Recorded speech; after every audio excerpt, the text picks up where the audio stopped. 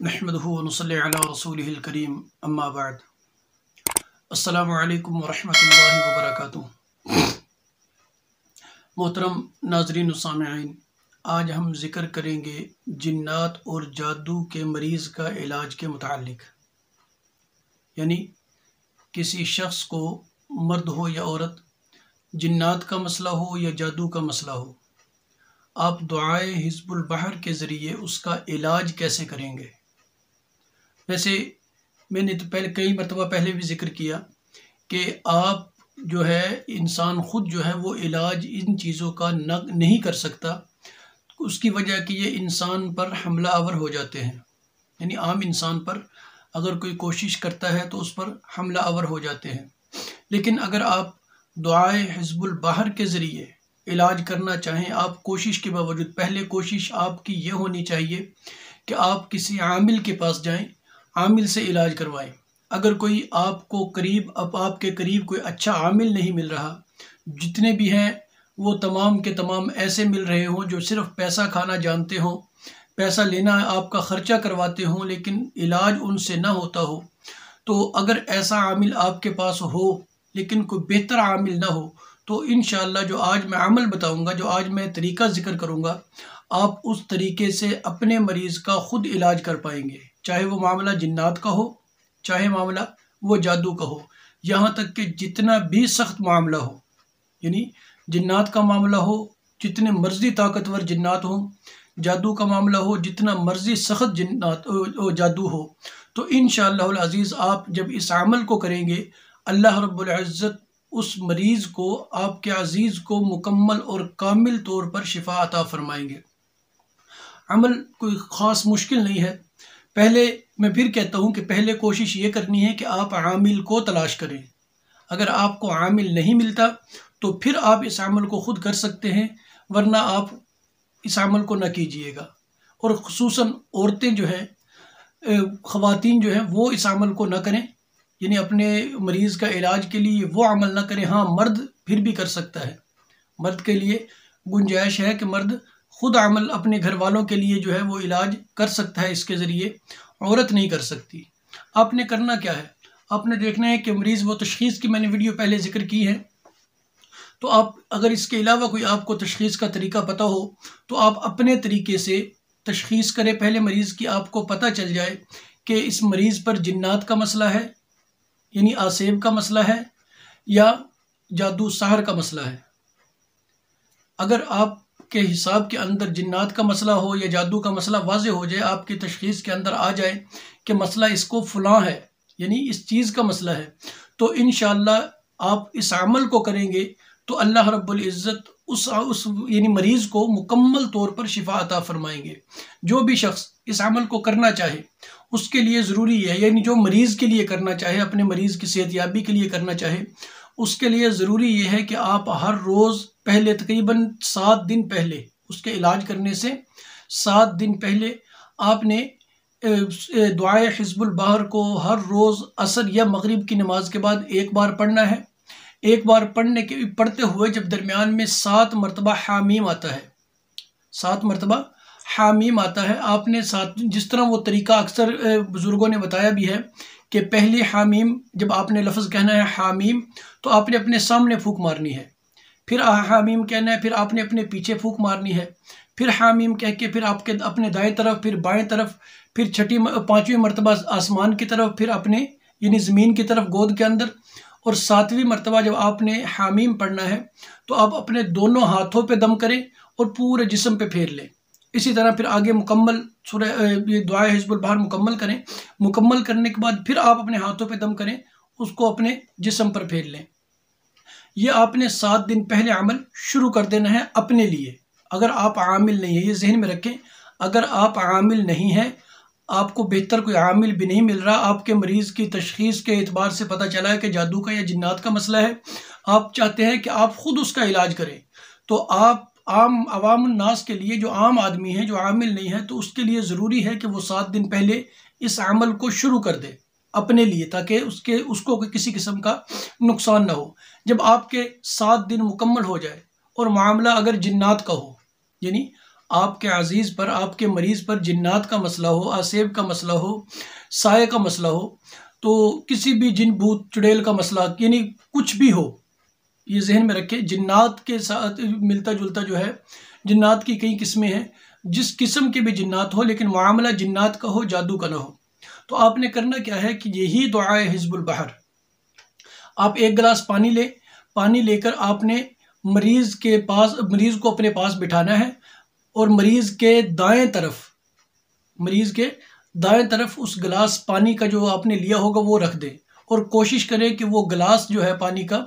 तो जिस गिलास में आपने पानी लिया हो वो शीशे का हो, कंच का होना चाहिए, आम स्टील का या प्लास्टिक वगैरह का ना हो, और शीशा भी ऐसा हो जो रंगदार ना हो, बिल्कुल साफ़ हो, जिसमें पानी मुकम्मल नज़र आ रहा हो। आपने मरीज़ को अपने सामने बिठाना है। बिठाने के बाद आपने दुआए हिज़्बुल बहर शुरू कर देनी है। आम रूटीन पे जैसे आप पढ़ते हैं इसी तरह आप पढ़ना शुरू कर दें। तो आप जब पहुँचेंगे शाहतिल वजूह, जो अक्सर दुश्मन के लिए जिक्र किया था कि जब ये पढ़ते हुए आपने 3 बार बायां हाथ ज़मीन पे मारना होता है, तो यही लफ्ज़ हैं कि शाहतिल वजूह। आपने इस अंदाज से पढ़ना है कि वजूह की जो फूंक है, यानी मुंह से जो हवा निकलती है, ये मरीज़ के चेहरे तक पहुँचे, यानी इसके अंदर इतनी ताकत हो तो कि वो मरीज़ के चेहरे तक हल्की सी हवा ज़रूर पहुँचे। तो आपने इस लफ्ज़ को जो है शाहतिल वजूह, शाहतिल वजूह, शाहतिल वजूह, इसको आपने ज़्यादा तादाद में, यानी मैं मुतय्यन नहीं करता, 10 मरतबा पढ़ें, यानी 11 मरतबा पढ़ें, 21 मरतबा पढ़ें, 41 मरतबा पढ़ें, जितनी मरतबा आप आसानी से पढ़ सकते हैं आप इसको पढ़ते रहें। और ज़्यादा उस वक़्त पढ़ना है आपने, आम रूटीन पे अगर आप पढ़ेंगे तो 11 मरतबा काफ़ी है। अगर मरीज़ की तबीयत अपने हाल पे है तो आप 11 मरतबा पढ़ें, काफ़ी है। अगर उसकी तबीयत ख़राब हो रही है, कि जब आप शाहतिल वजूह कहते हैं तो उसकी तबीयत ख़राब होती है, तो फिर आपने इसको बार बार पढ़ना है, इतनी बार पढ़ना है कि मरीज़ बेचैन हो जाए। जैसे ही वो बेचैन होगा, उसकी यानी हालत ख़राब हो, तो उस मरीज़ के पास किसी एक शख्स को आपने पास बिठाना है कि वो उसके जो दाएं तरफ गिलास पानी का था, जो आपने पहले मैंने जिक्र किया कि पहले रखवाया था, तो उस पानी में वो साथ जो मरीज़ के साथ इंसान बैठा होगा, तो वो उसके हाथ की 1 या 2 उंगली उस गिलास के अंदर, पानी के अंदर डाल दे। ये गिलास के ऊपर उसका हाथ रखवा दे कि 1-2 उंगली जो है ना उसकी पानी के अंदर हो, मुकम्मल हो या एक पोरा हो तो कोई मसला नहीं, जितनी भी हो, लेकिन पानी उसके हाथ को छू रहा हो, उसके हाथ को मस कर रहा हो, तो उसके हाथ को, यानी उंगलियों को पानी में रखना है। आपने इस इबारत को, यानी जो ये लफ्ज़ है शाहतिल वजूह, इस पे जोर देना है। ये उस सूरत में जब उसकी तबीयत ख़राब हो, यानी आपके पढ़ने से तबीयत ख़राब होना शुरू हो रही है, तो अब आपने उसका हाथ पानी में रखवाने के बाद लफ्ज़ यही पढ़ने हैं बार बार। अब अगर आपको पढ़ना पड़े 100 मरतबा, 200 मरतबा, 400 मरतबा, कोई मसला नहीं है, तो आप उसको बार बार पढ़ते रहें। जब आप उसको बार बार पढ़ेंगे वो बेचैन होगा, परेशान हो जाएगा, वो आपको कहेगा कि बंद करो, लेकिन आपने खामोश नहीं होना, पढ़ते रहना है। और जो साथ मरीज़ के साथ बैठा होगा, जिसने उसका हाथ पानी में डाला होगा, उसको आपने पहले हदायत कर देनी है कि उसको एक हाथ से गिलास को पकड़े, एक हाथ से मरीज़ के हाथ को पकड़ के वो कोशिश करे कि पानी में जितनी देर हो सकता है रखे। आप जब तक पढ़ रहे हैं, अगर वो उस वक़्त तक रखा रहे तो ज़्यादा बेहतर है। तो जब आप इस लफ्ज़ को बार बार पढ़ेंगे तो आप ख़ुद अपनी आंखों से देखेंगे, आपको यकीन नहीं आएगा, आप अपनी आंखों से देखेंगे कि वो जो पानी, साफ़ बिल्कुल पानी आपने रखा होगा, उस पानी की 2 सूरतें होंगी। 2, या तो वो पानी यानी मट्टी वाला, यानी जैसे होता है ना गंदा पानी, यानी गंदा हो चुका होगा, उसके लिए जैसे चंद ज़र्रात मट्टी के गिर जाए, पानी की शक्ल बदल जाती है, पानी की रंगत बदल जाती है, उसके पानी का रंग बदलेगा, या तो मट्टी जैसा पानी नज़र आना शुरू हो जाएगा, या फिर काला पानी होना, यानी ब्लैक शेड उसके अंदर ज़ाहिर होना शुरू हो जाएगी, ब्लैक रंग, काला रंग जो है शुरू हो जाएगा, या फिर मटियाला रंग जो है उसके अंदर ज़ाहिर होना शुरू हो जाएगा। वो आप देखें, जब तक मरीज़ या आप पढ़ सकते हैं, मरीज़ बर्दाश्त कर सकता है, तो आप उतनी मरतबा इसी लफ्ज़ को आपने शाहतिल वजूह, शाहतिल वजूह, शाहतिल वजूह, इसको पढ़ते रहना है। आप इसको जब बार बार पढ़ेंगे, मरीज़ बेचैन होगा, वो ये जहन में रखिए, जितना ज़्यादा बेचैन होगा उतना ज़्यादा उसका असर पानी में आएगा। तो जैसे ही पानी, यानी आप थक जाएं, बिलफर्द आपने 200 मरतबा पढ़ लिया या 111 मरतबा पढ़ लिया, 121 मरतबा, 41, ये कोशिश करें कि ताक अदद हो, लेकिन उस वक़्त गिनना नहीं है, अंदाजे के मुताबिक आप पढ़ते रहें। तो आप जब कैफियत देख लें कि मरीज़ की बर्दाश्त से बाहर है काम,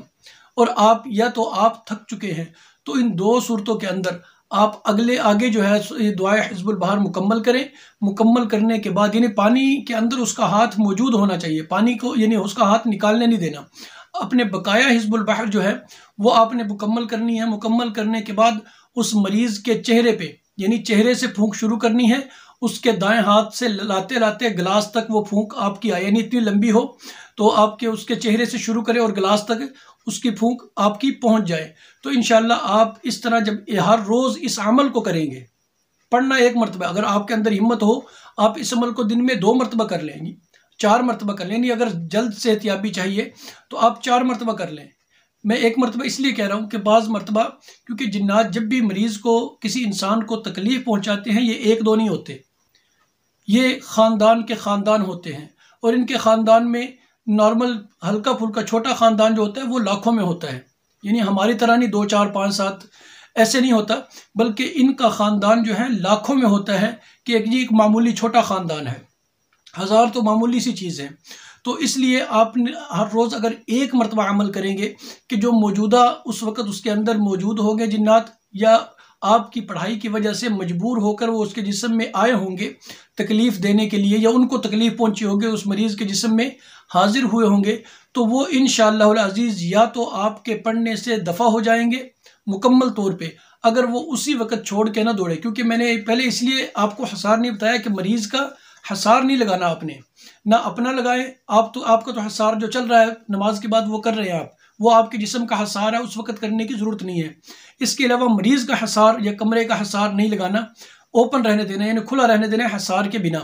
तो उसके अंदर जो कैफियत होगी, अगर जिन्नात समझदार हुए तो इंशाअल्लाहुल अज़ीज़ उसकी तबीयत गैर होने के बाद वो जल्दी ठीक हो जाएगा। यानी आप शाहतिल वजू पढ़ रहे होंगे तो इंशाअल्लाह वो ठीक हो जाएगा। जब ठीक हो तो समझ लें कि वो समझदार थे, चले गए हैं। अगर वो ना ठीक हो, तबीयत मज़ीद बिगड़ना शुरू हो जाए, ख़राब होना शुरू हो जाए, तो समझ लें कि शैतान है और ज़िद्दी किस्म के हैं। तो आप इसकी तादाद बढ़ाते चले जाएं, यानी आप इसको बार बार पढ़ते चले जाएं। तो जैसे ही आप पढ़ेंगे इंशाअल्लाह कुछ देर के अंदर जो उसके जिस्म के अंदर जिस जिन्नात का असर मौजूद होगा या जो जिन्नात मौजूद होंगे वो इंशाअल्लाह जल जाएंगे। और उनके जलने की सबसे बड़ी अलामत होगी कि अगर आप पानी की तरफ देखेंगे, पानी अगर स्याह हो जाता है, यानी उसके अंदर हल्का हल्का काला रंग जाहिर होना शुरू हो जाता है, या ज़्यादा काला होता है या कम काला होता है, यानी पानी के अंदर काले रंग की हल्की हल्की धमक महसूस होना शुरू हो जाए, तो समझ लो कि जिन्नात ढीठ किस्म के हैं, शयातीन काफ़ी ज़्यादा यानी ज़िद्दी हैं। तो अब वो जल रहे हैं, वो जलेंगे तो उसका असर इंशाअल्लाह उस गिलास पानी के अंदर महसूस होगा। और अगर वो समझदार हुए, वहाँ से जाना चाहते हुए, तो इंशाअल्लाह फिर भी पानी का रंग तब्दील होगा, और वो उस सूरत में होगा कि उसका रंग मिट्टी, यानी जैसे मट्टी होती है, मट्टी जैसा रंग जो है पानी का तब्दील होना शुरू हो जाएगा। वो आप देखिए कि जब मरीज़ की हालत बेहतर हो जाए तो आप छोड़ दें। और चंद दिन आपने ये करना, ये नहीं कि एक दिन किया आप कहें जी मैं कामयाब हो गया, मामला मरीज़ हमारा ठीक हो गया, नहीं, बल्कि आपने एक दिन किया, एक दिन के बाद अगर देखें तबीयत यानी दोबारा तकलीफ़ उसे नहीं हुई तो आप उसको ना करें, यानी दोबारा इस अमल को नहीं करना उस वक़्त तक जब दोबारा कोई हल्की फुल्की तकलीफ़ ना हो, यानी आपको महसूस ना हो। और वो महसूस हो, मैंने अलामात पहले भी जिक्र की हैं कि ऐसी सूरत के अंदर मरीज़ यानी जब उनको ख़तरा हो तो वो फिर भी मरीज़ के कंधों में खिंचाव, पट्ठों में दर्द और सर में जो है ना सर सुन रहेगा और सर में दर्द महसूस होगा, तो ये कैफियत उनकी जिन्नात के ताल्लुक़ की होती है। अगर ऐसी कैफियत मरीज़ की आपको इस अमल के बाद भी नज़र आए तो आपने फिर ये अमल करना है। अगर आपको कैफियत ऐसी नज़र ना आए, मरीज़ आपका ठीक हो, तो फिर आपको इस अमल के करने की ज़रूरत नहीं है। हाँ, अगर तकलीफ़ हो फिर आपको एक मरतबा नहीं 10 मरतबा भी करना पड़े, यानी एक दिन आपने किया, उस अमल के करने के बाद उसकी तबीयत दोबारा ख़राब हुई, फिर आप कर लें, बेशक उसी दिन कर लें।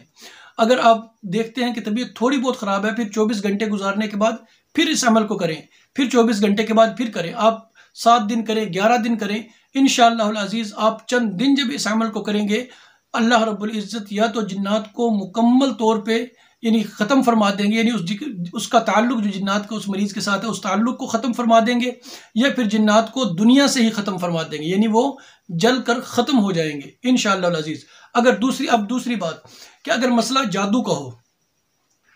कि ये तो है कि दुआए यानी दुआए हिज़्बुल बहर से आपने जिन्नात वाले मरीज़ का इलाज किया, अगर आपकी तशख़ीस के अंदर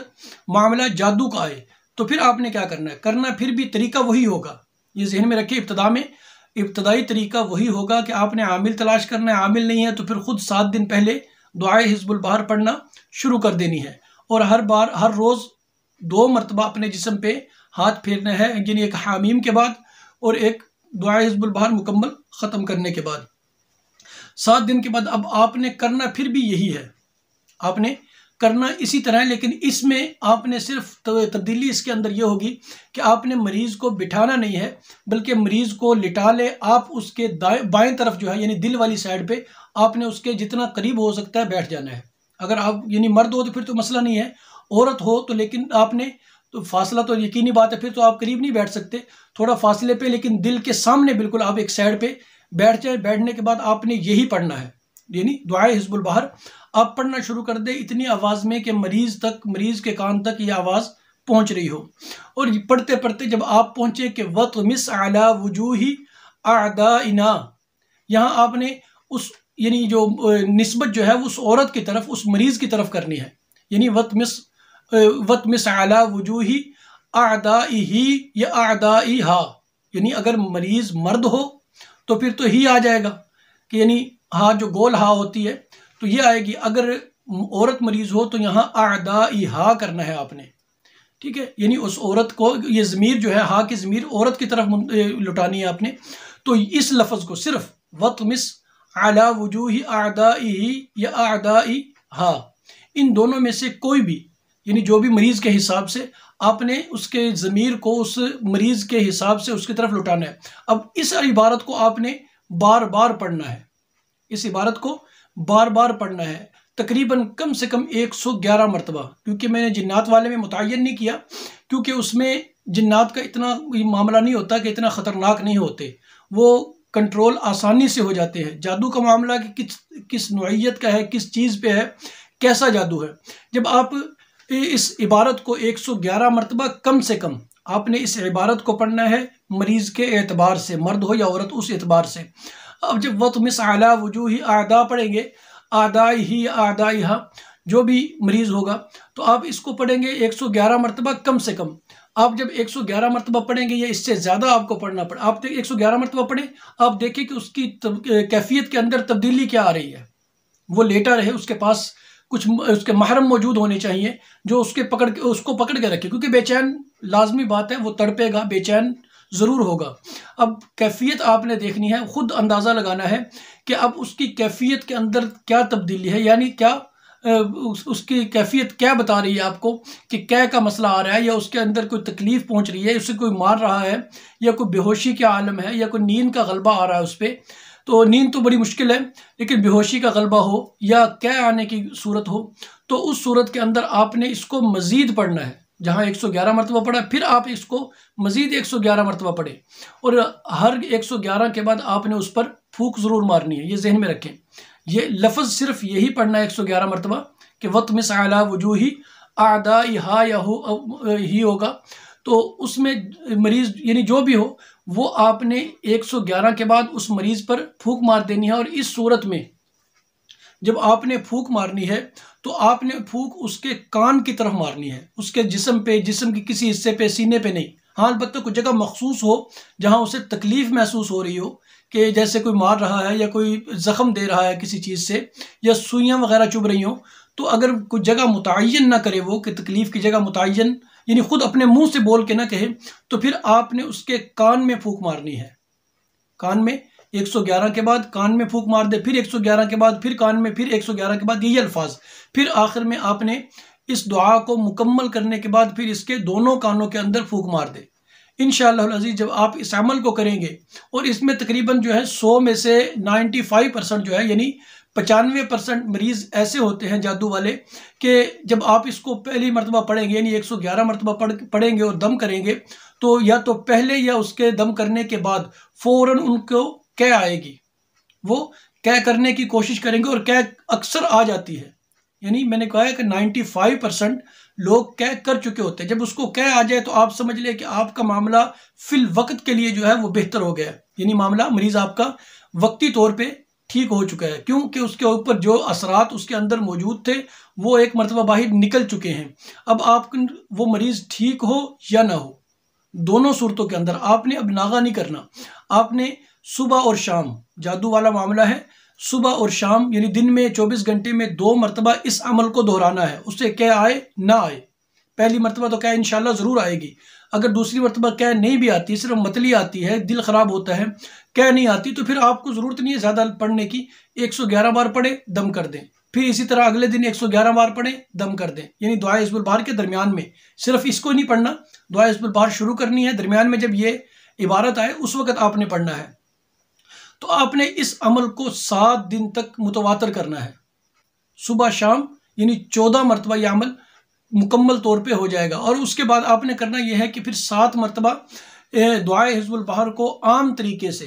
जैसे आप आम हालत में पढ़ रहे हैं, उस आम हालत के अंदर 7 मरतबा पढ़ के आपने थोड़ी सी कलवंजी पर उस दुआ को दम कर देना है। दम करने के बाद उस मरीज़ हो या मरीज़ा हो, उनको आपने पाबंद कर देना है कि आपने इस कलवंजी के 3 दाने या 5 दाने सुबह खाली पेट बिना चबाए खा लेने हैं, यानी चबाने नहीं है। साबित अंदर सुटक ले,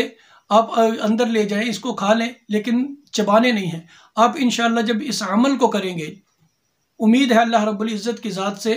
कि ये अमल, ये यकीनी बात है कि थोड़ा वक्त लग सकता है। यानी वक्त से मुराद कि आप इस अमल को जितने दिन कर रहे हैं, बिलफर्ज 7 दिन आप इस अमल को कर रहे हैं, तो आपने कलवंजी इतनी लेनी है कि जो कम से कम 1 महीना चल जाए, एहतियाती तौर पर 1 महीना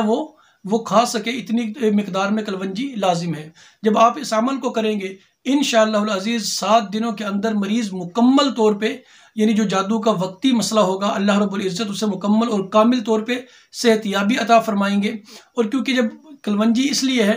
कि ये भी मैं बताता चलूँ कि जब भी आप किसी भी जादूगर के जादू का तोड़ करेंगे, यानी किसी मरीज़ का इलाज करते हैं, तो वो जादूगर तक इतला आराम से पहुँच जाती है कि जादूगर को पता चल जाता है कि जी मेरे अमल को आज तोड़ दिया गया है। अब वो कोशिश करता है कि वो दोबारा अमल करे, क्योंकि उसने पैसा खाया होता है। अब जिन्होंने करवाया, जिन्होंने पैसा लगाया है, तो वो शिकवा शिकायत करेंगे, जाकर एतराज़ करेंगे, जी हमारा मसला तो हल नहीं हुआ। यानी जिस मकसद के लिए हम आए थे, फ़लाँ घर को बर्बाद करने के लिए या फ़लाँ मरीज़ को बर्बाद करने के लिए, मारने के लिए, बीमार करने के लिए हमने इतना पैसा दिया है, तो वो पैसा हमारा ज़ाया जा रहा है कि मरीज़ तो बिल्कुल ठीक हो चुका है। तो जादूगर अपनी इज्जत बचाने के लिए दोबारा हमला कर सकता है। तो जब आप कलवंजी दम करके देंगे, तो इस दौरान अगर वो हमला करता भी है, इंशाअल्लाह अज़ीज़ अल्लाह रब्बुल इज़्ज़त उस कलवंजी वाले अमल की बरकत से अल्लाह रब्बुल इज़्ज़त उसके ऊपर जो हमला होने वाला होगा, अल्लाह रब्बुल इज़्ज़त उसको मुकम्मल तौर पर महफूज फरमाएंगे। अगर जादूगर हमला कर भी देता है, तब भी अल्लाह रब्बुल इज़्ज़त उसका असर उस मरीज़ तक पहुँचने नहीं देंगे। अस्सलामु अलैकुम वरहमतुल्लाहि वबरकातुहू।